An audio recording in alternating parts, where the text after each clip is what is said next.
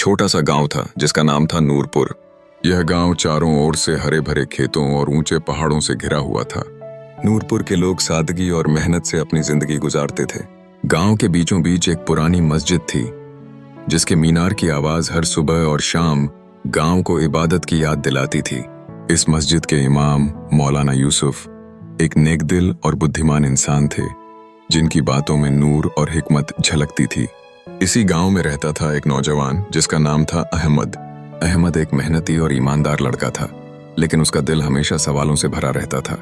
वह सोचता था कि जिंदगी का असली मकसद क्या है। क्या सिर्फ मेहनत करना, खाना पीना और सोना ही इंसान की जिंदगी है, या फिर इसके पीछे कोई बड़ा राज छिपा है? अहमद की यह बेचैनी उसे अक्सर मस्जिद की सीढ़ियों तक ले जाती, जहां वह मौलाना यूसुफ से अपने सवालों के जवाब मांगता। एक दिन जब सूरज डूब रहा था और मगरिब की अजान की आवाज गांव में गूंज रही थी, अहमद मस्जिद में मौलाना यूसुफ के पास पहुंचा। उसने कहा, मौलाना साहब, मेरे दिल में एक अजीब सी बेचैनी है।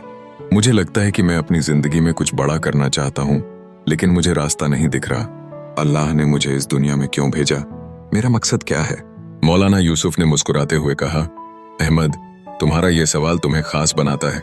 अल्लाह ने हर इंसान को एक खास मकसद के लिए बनाया है, लेकिन उस मकसद को पाने के लिए तुझे सब्र, हिम्मत और हिदायत की जरूरत है। अगर तुम सचमुच अपने मकसद को जानना चाहते हो तो एक काम करो, कल सुबह फजर की नमाज के बाद मेरे पास आना। मैं तुम्हें एक रास्ता दिखाऊंगा।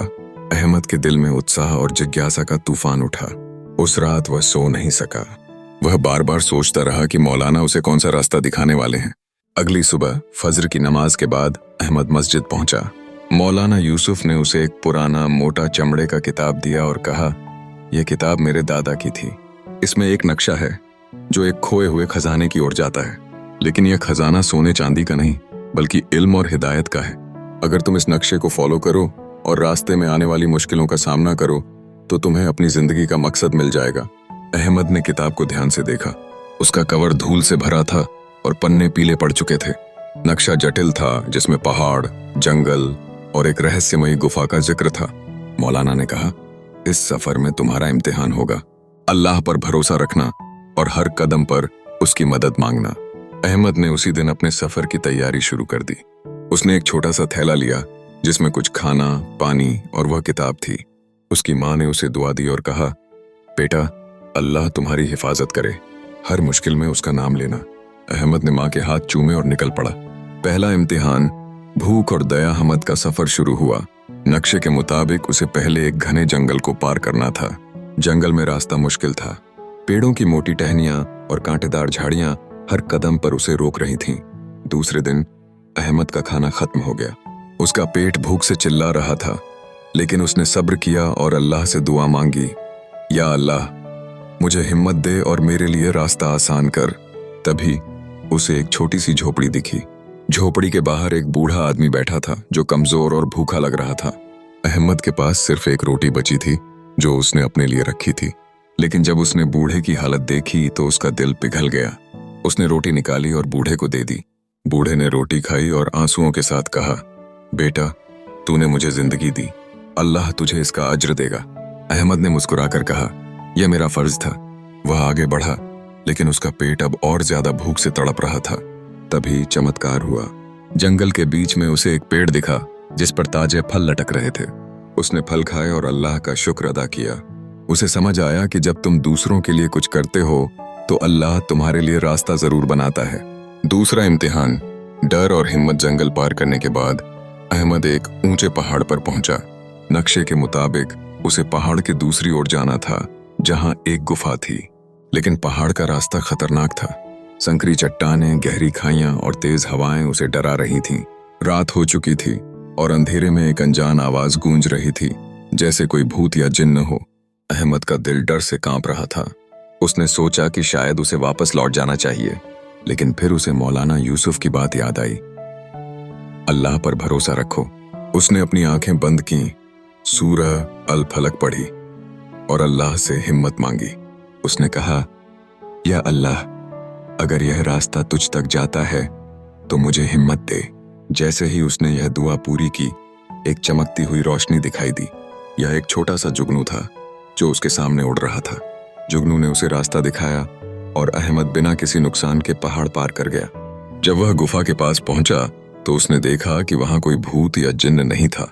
वह आवाज सिर्फ हवा की थी जो चट्टानों से टकराकर डरावनी लग रही थी। अहमद ने समझा कि डर अक्सर हमारे दिमाग का वहम होता है और अल्लाह का जिक्र हर डर को दूर कर सकता है। तीसरा इम्तिहान, लालच और सच्चाई। गुफा के अंदर अहमद को एक बड़ा सा हॉल मिला। हॉल में एक चमकता हुआ बक्सा था जिसके ऊपर लिखा था, इसमें वह सब है जो तू चाहता है, लेकिन इसे खोलने से पहले अपने दिल से पूछ कि तेरा असली मकसद क्या है। अहमद के दिमाग में कई ख्याल आए। वह सोचने लगा कि शायद इस बक्से में सोना, चांदी या कोई जादुई चीज है। उसका दिल जोर जोर से धड़क रहा था। उसने बक्से की ओर हाथ बढ़ाया, लेकिन तभी उसे अपनी माँ की दुआ और मौलाना यूसुफ की बात याद आई। उसने रुककर कहा, या अल्लाह, मैं यहाँ दुनिया की दौलत के लिए नहीं आया, मैं तुझसे हिदायत मांगता हूँ। उसने बक्सा नहीं खोला और आगे बढ़ गया। गुफा के आखिरी हिस्से में उसे एक छोटा सा कमरा मिला जिसमें एक साधारण सी किताब रखी थी। किताब के कवर पर लिखा था, इल्म हिदायत। अहमद ने किताब खोली और पढ़ना शुरू किया। उसमें अल्लाह की इबादत, नेकी और इंसानियत के रास्ते की बातें लिखी थीं। हर पन्ना उसके दिल को सुकून दे रहा था। उसे समझ आया कि असली खजाना यही किताब थी जो उसे जिंदगी का मकसद सिखा रही थी। वापसी और नया मकसद। अहमद ने किताब को अपने सीने से लगाया और गांव वापस लौटा। जब वह मस्जिद पहुंचा तो मौलाना यूसुफ ने उससे पूछा, बेटा तुझे क्या मिला? अहमद ने किताब दिखाई और कहा, मौलाना साहब, मुझे हिदायत मिली। मैंने सीखा कि जिंदगी का मकसद अल्लाह की इबादत, दूसरों की मदद और सच्चाई के रास्ते पर चलना है।